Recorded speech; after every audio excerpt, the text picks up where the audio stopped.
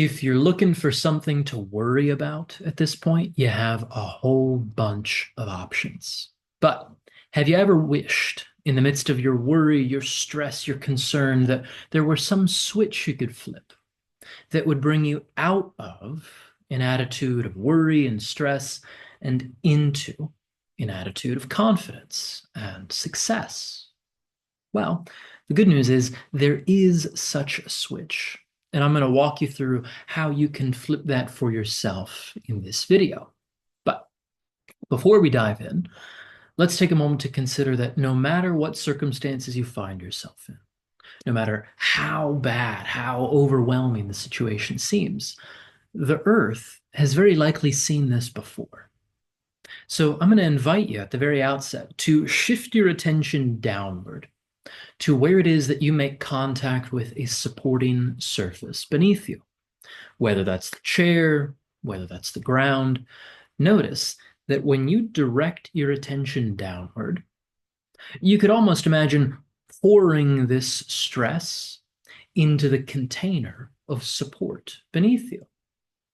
You could give whatever this is to the ground. And at least that way, you don't have to carry this all on your own. So, from that base of support, let's go ahead and take a closer look at what this switch is and how you can go about flipping it. I'm going to invite you to consider that whatever it is that's causing all of this worry, all this stress, all this concern, it is very likely an idea you have about how things are going to go. This is probably taking the form of a negative prediction.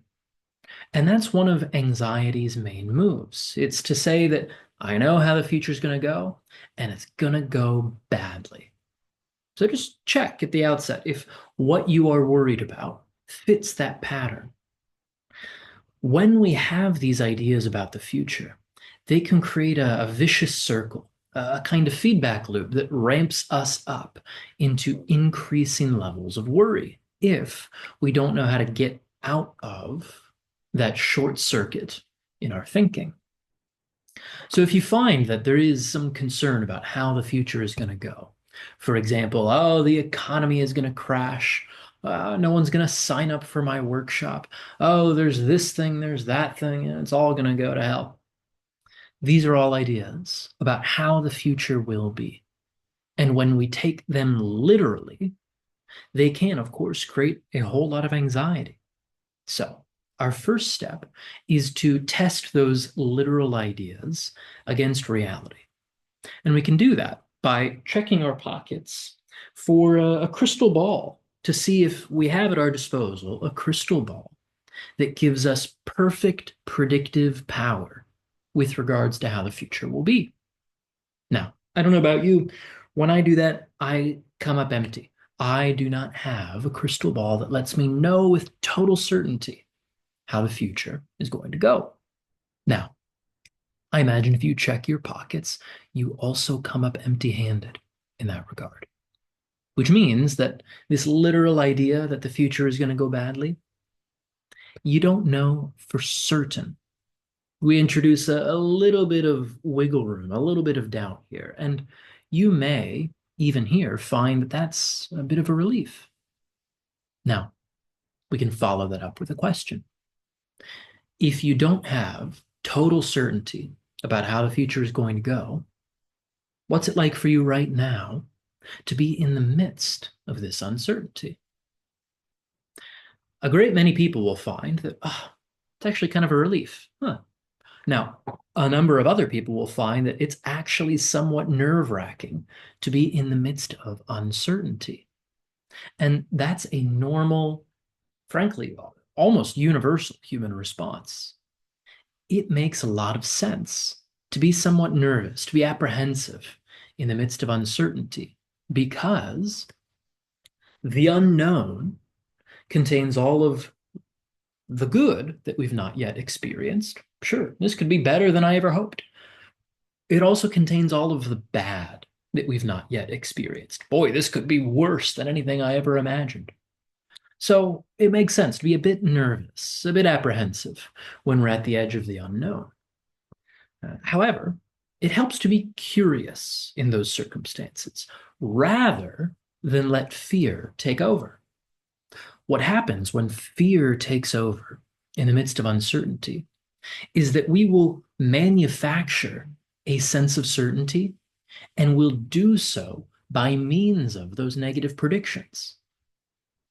Those negative predictions about the future, however horrible they may be, at least they give you a sense of certainty, albeit it's a very terrible sense of certainty, but they do away with that uncertainty. So let's look to see if there's a better way to handle uncertainty. And I think you'll find that these next steps are a better way. So again, keep in mind, anytime you want worry and stress, you could just go back down this path of negative predictions. You already know how to do that. But assuming you don't want more worry and stress in your life, let's look at what an alternative path might be. So, in the midst of this uncertainty, I'll invite you to consider the question, why are you right now not worse off? Which is to say, you're at a particular base and the floor could drop out underneath of you. Things, however bad they may seem, could inevitably be worse. Now, this isn't to say go and imagine that doomsday scenario further. Rather, this is to look for what resources are available to you right now that keep things from being worse. So if I take a superficial pass at this, when I ask myself, well, okay, why are things not worse off? It's like, well, immediately I've got food, I've got shelter, I've got water, I've got a close group of friends that I love, I've got a partner whom I love, I've got what I would consider God's blessing in my life, I've got uh, above average intelligence. I'm a privileged white male in society. That goes a long way for me. Things could be worse off. Why else am I not worse off? I'm healthy currently. Um, I got a good night's sleep. On and on and on and on and on. Why am I not worse off? I can come up with a whole bunch of things that are afforded me that keep things from being worse than they could be. Now, if you go through that bit of reflection, you'll likely find that you're building up quite a base of security for yourself in recognizing the resources that you have available. Now, that's a good first step. You could take this a little bit further, though, and you could ask yourself, in the midst of this uncertainty, in the absence of negative predictions, in the midst of this uncertainty, what do you want to become of this? This uncertain situation, this unknown territory, what do you want to become of this? And this starts to turn you toward the outcome that you are actually attempting or hoping to realize. It orients you toward an image that you'd like to fulfill in your life. So, what do you hope to become of this?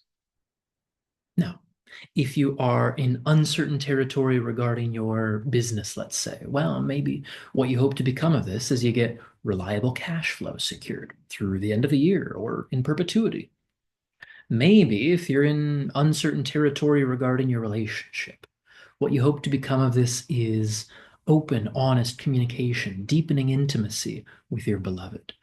Maybe if it's the economy at large, let's say, what you hope to become of this is security for yourself and your loved ones and the community and on and on and on. You could look at this at, frankly, any level of analysis, so long as it actually evokes a kind of desire within you. So, what do you want to become of this? Now, that alone sets an approach goal. It's a positive selection that could begin to organize your behavior with respect to it. See, that's the thing. Images have ethical implications. They teach us an ethic. They give us clues as to how we might realize those images. And we can get a much clearer sense of this if we elaborate that image in a particular way. And what I'll encourage you to do is reflect upon what you want to become of this in a very specific way. So we could introduce a prompt here.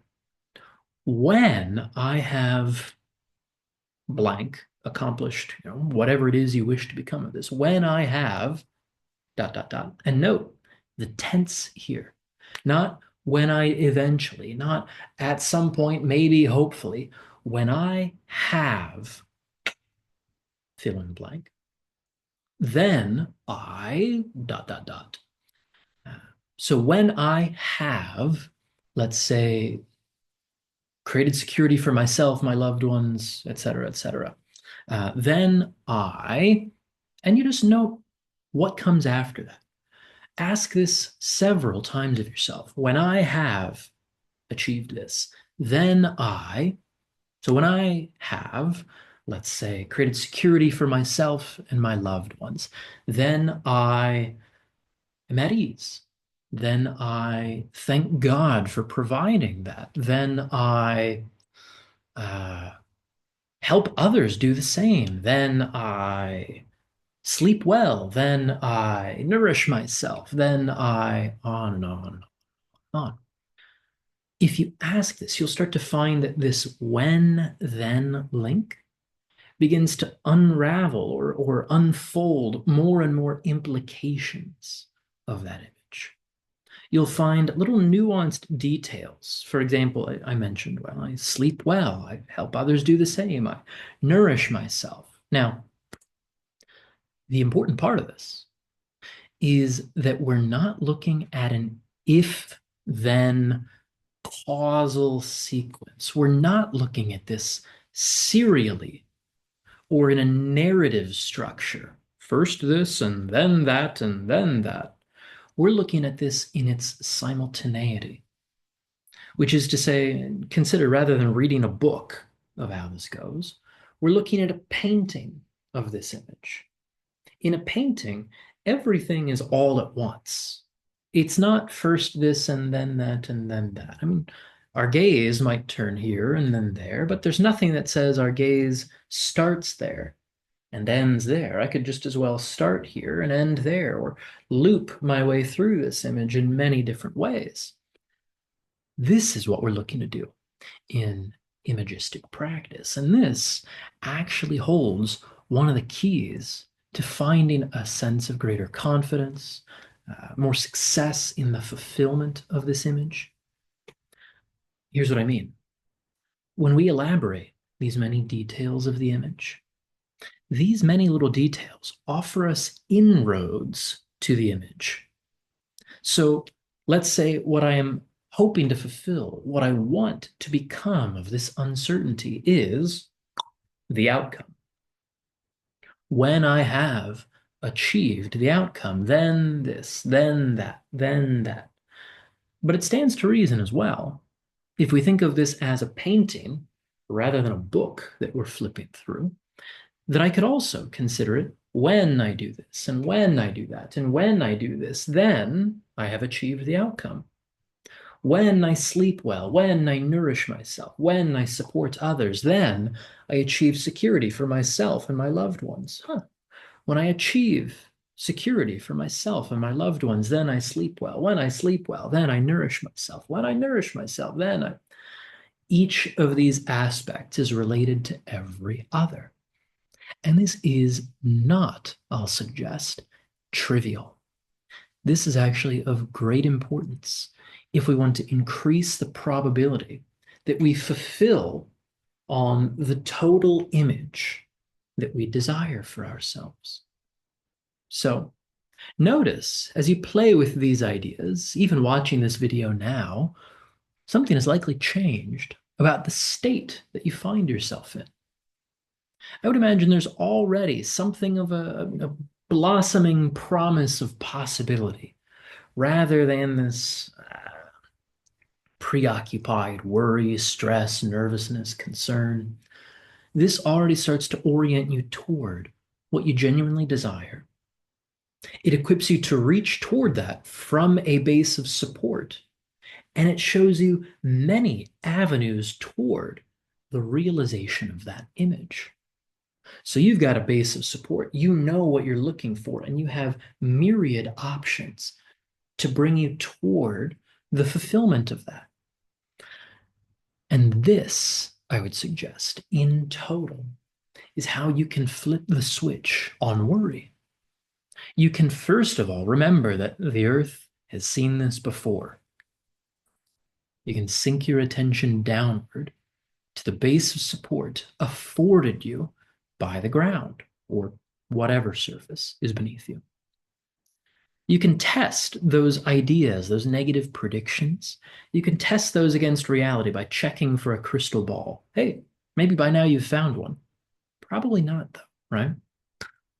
So you can then start to ask yourself in the midst of uncertainty, I don't know for sure how the future is going to go, but okay, why in the present am I not worse off? This contributes to that base of security. And then from that base, you can turn your attention toward what do I want to become of this? And if I imagine having already achieved that, when I have achieved that, then what else? Then what else? Then what else?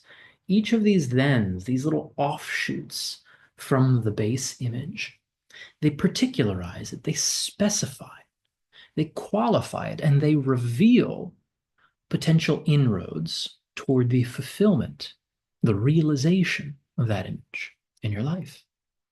So, I sure hope you put this into practice. I've found that it is such a blessing in my own life, in clients' lives as well. It continues to pay dividends and it continues to remain fruitful. So I hope it does the same for you. I would love to hear about your experience of it. If you want to drop a reflection in the comments below, that goes a long way in both keeping the conversation alive and making sure other people see this video, others who might benefit from it in the same way. So, for the time being, thank you for your attention. I know it is your most precious resource, and I will look forward to talking with you again in the next video.